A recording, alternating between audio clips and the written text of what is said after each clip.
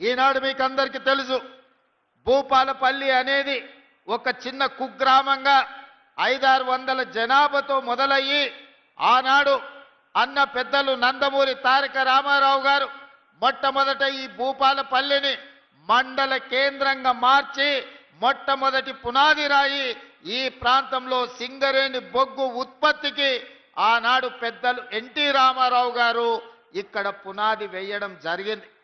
ఇక మళ్ళీ భూపాలపల్లి వెనక్కి తిరిగి చూడలేదు. ఆ తర్వాత అభివృద్ధి పదం వైపు నడుస్తూ 600 జనాభా ఈనాడు 60,000 ఓట్లతోని జిల్లా కేంద్రంగా భూపాలపల్లి మున్సిపాలిటీగా ఈరోజు రాష్ట్రానికే వన్నె తెచ్చే ప్రాంతంగా అభివృద్ధి చెందింది.